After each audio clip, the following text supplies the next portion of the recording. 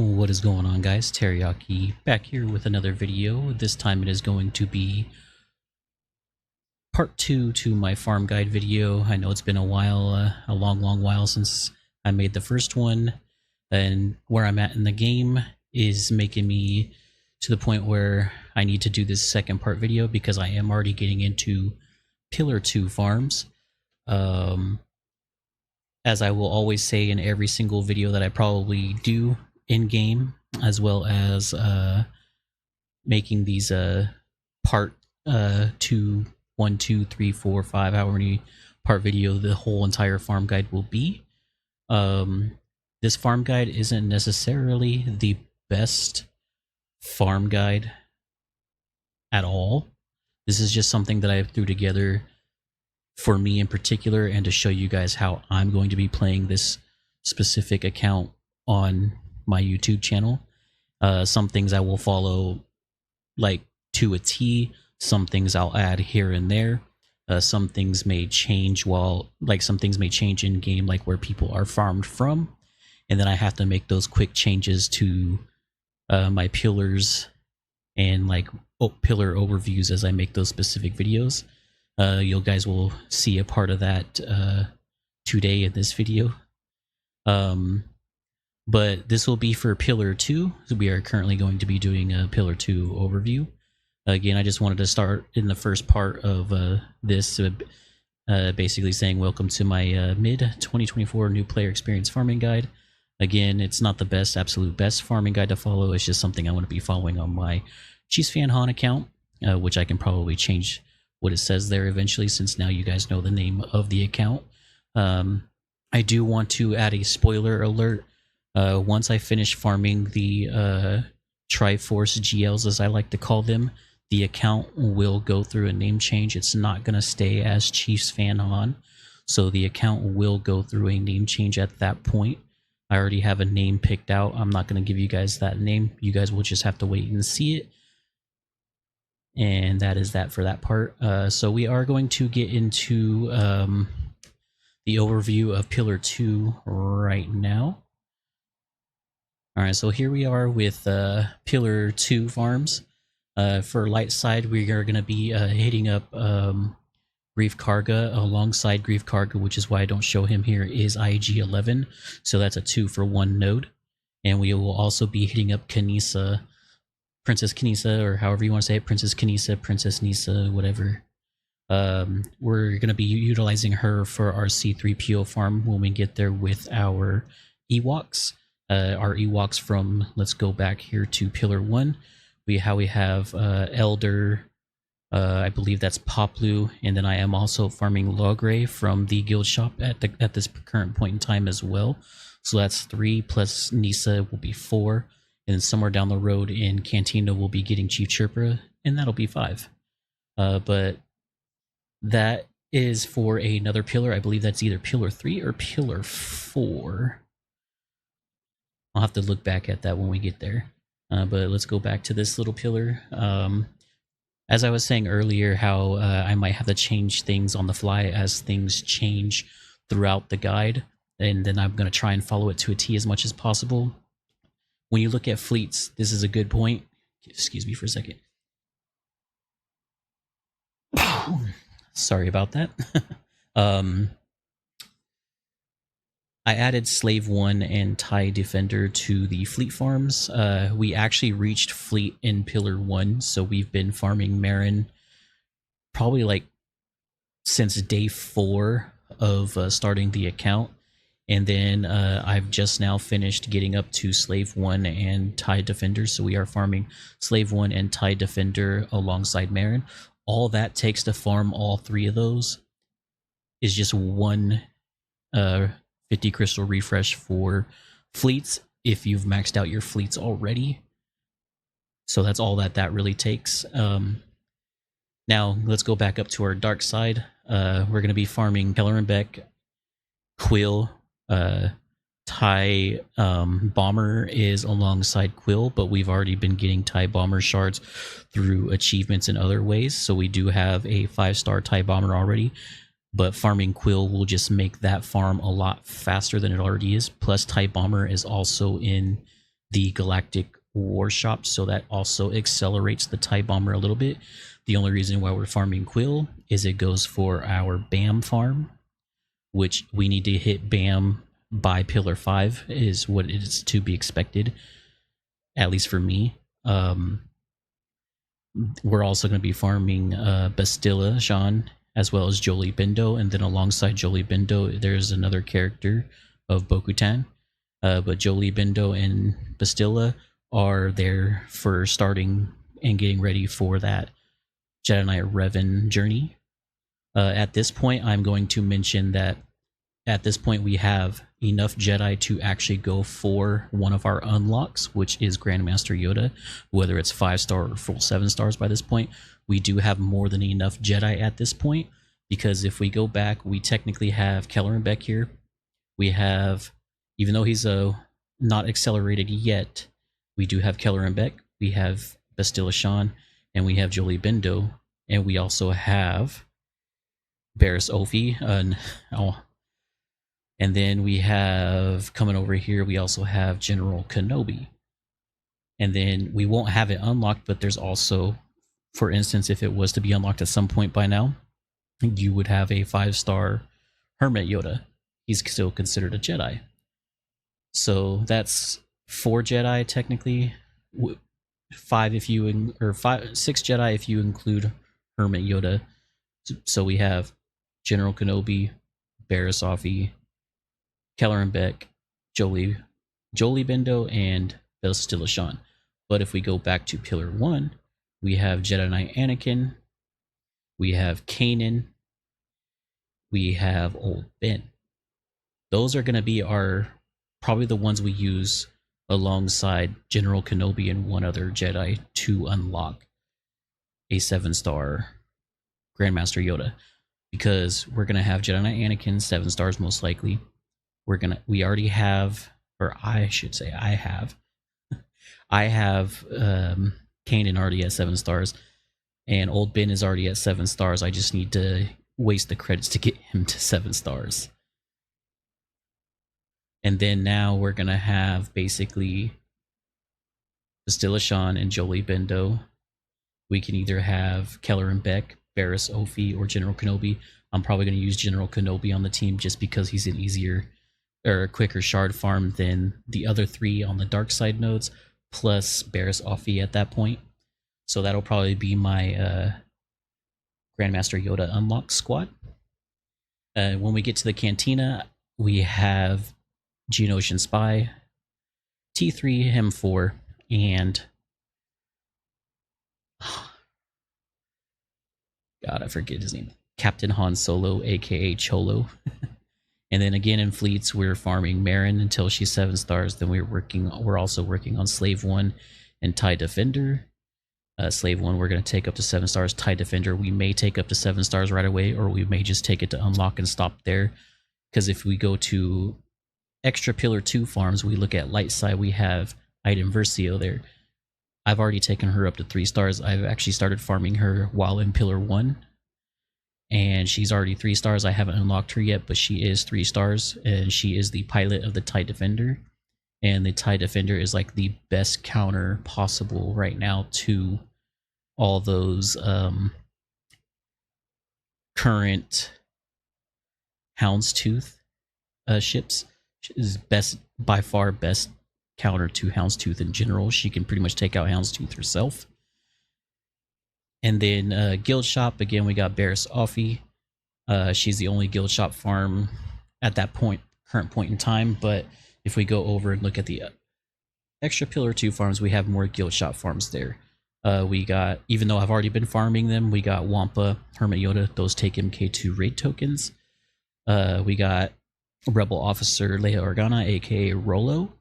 She takes MK2 raid tokens as well. We got General Kenobi and Gamorrean Guard. General Kenobi takes MK1 raid tokens, and so does Gamorrean Guard. Gamorrean Guard can also pop up every once in a while as guild event, not guild event tokens, but guild tokens in general, which you used to get from doing raids, which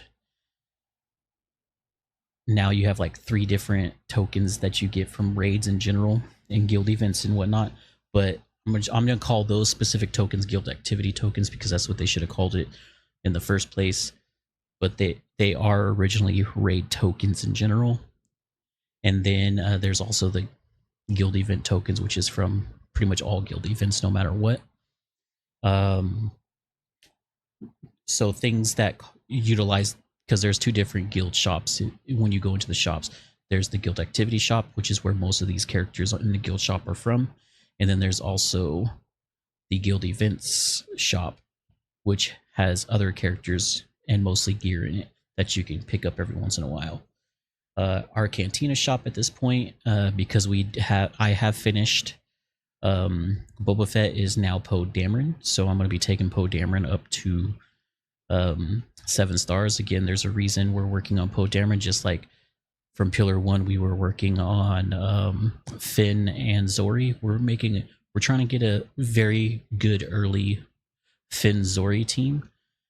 And when we get to Pillar 3 and start farming, because I do know he's on Pillar 3, Admiral Piet alongside him is actually Resistance Hero Poe, and that just leaves another farm that we have to do further down the road, which is Resistance Hero Finn, and then that will be our Finn Zori team, our early game Finn Zori team. That's like the best Finn Zori team, but at the same time, it's a good early game team, especially on defense for whether it's GAC or Territory Wars, which we'll get into a little bit in this specific video as well. Our Squad Arena shop, I'm already done with Mace Windu. He's technically 7 stars, so that's another Jedi that I actually didn't mention that we could put into our Grandmaster Yoda unlock. And then Asajj Ventress. And now with Asajj here, I'm kind of going back and forth between Asajj and Leia, so I wanted to add that in here. We are now specifically farming Leia from Squad Arena shop just to finish out her stars so we can go for our other unlock, which is CLS. So I am trying to finish out her, so I'm probably going to go like maybe 2 days into Leia, and then 1 day into Asajj, and then 2 days into Leia, and just keep going back and forth like that until Leia's done. Then I'll go and focus straight Asajj after that. In our Galactic War shop, we're working on Poggle and Zombie, but I haven't picked up too much Zombie shards. I'm trying to get Poggle all the way up. We're also farming a few ships from the Cantina shop as well, so our Poggle farm is kind of slowed down, not full accelerated, but slowed down a little bit. Same with Zombie. So the ships I'm focusing on right now in the Galactic War shop are Anakin's Eta 2, Slave 1, TIE Defender, and Ahsoka Starfighter. Those are the main ships that I'm focusing when I see them in there right now. Now for the Fleet Arena shop, Vader is already 7 stars, so I don't have to worry about him anymore. So anytime I see Razor Crest or General Grievous, I always pick those up. Also, while I'm looking through the shop, I try to look for other ships that I'm working to, because I'm trying to work towards a second fleet, which we'll get into fleets a little bit later. I'm going to just say it's going to be a Galactic Republic fleet, so that's going to be my second fleet that I'm technically working towards. So that means I'll be looking for like Plo Koon, his ship, Rex's Arc 170, the Clone Sergeant Arc 170. So I'll be working on those characters on the side as well. And that's going to bring me to the team section. As you guys see here, it's technically still the same teams as Pillar 1, but there's going to be a slight change to these from farming from Pillar 2. So from Pillar 1, we created a full Phoenix team, a full Imperial Trooper team, kind of a hodgepodge bounty hunter scoundrel team, mostly for undersized stuff as well as credit heist when that comes around. Then we have just the CLS requirements as a rebel team. And then we have the big boy team of Empire at this point, minus Mara. I might throw Mara in as like a extra farm at some point, just to take the place of TIE Fighter Pilot. But as for the changes for this, here we go. So the Phoenix will stay the same, Imperial Troopers will stay the same, Empire will stay the same. The changes that are happening is we will now have a full bounty hunter team. At this point, when it comes to Bosk, you should have already you should have him ready to unlock by this point, just by challenges and activities alone. So that will give you that. Same thing with Grief, but we're also farming Grief from the light side nodes too. So that's an extra thing. Plus, these three in the middle should already be at least 7-star shard farmed, but they don't need to be 7-star just yet. Because, like I'm in a credit crunch. If you guys are following this, you guys might be in a credit crunch too. As you guys will see, also, I'll go back to the other slide.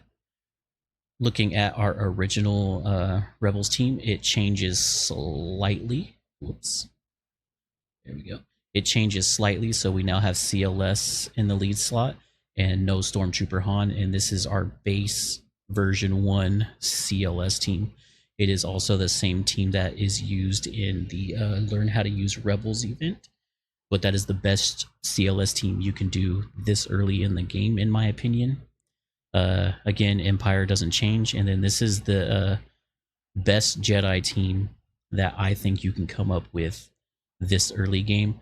This will also end up being our one of our defensive territory war teams if needed to be, especially with Keller and Beck's Omicron. This is like the best starter Keller and Beck Omicron territory war team. Over time, you'll want to switch some characters out for other characters. Mace Windu, you can either use General Kenobi or Mace Windu, but I would prefer Mace Windu because he also has a territory war Omicron. And this team is just honestly even an offensive powerhouse.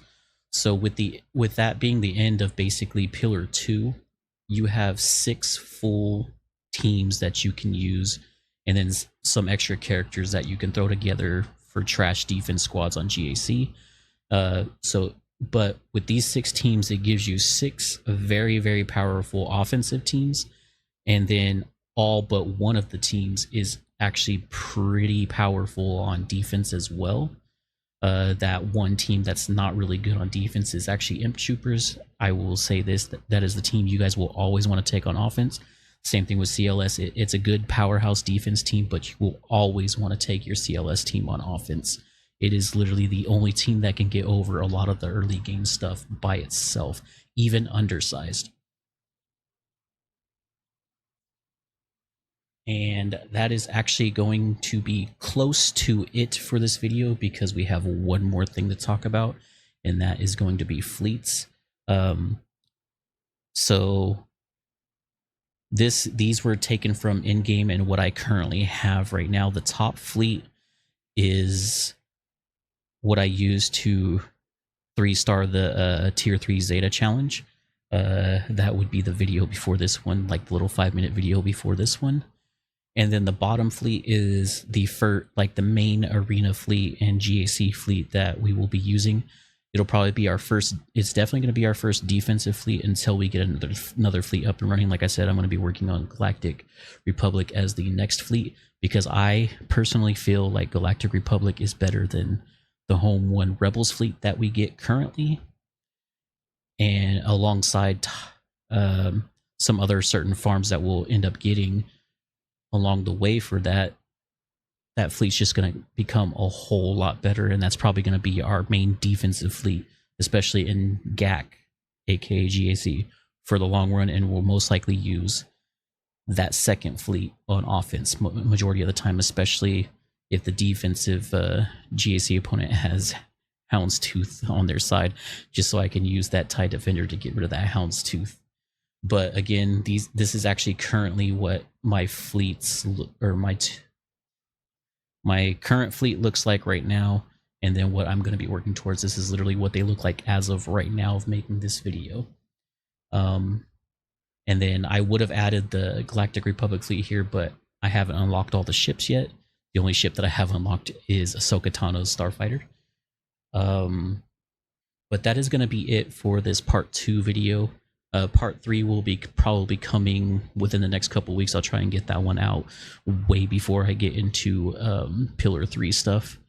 That way I don't wait too long of a time to make another part video for each specific pillar. As always, thanks for watching, and catch y'all in the next one.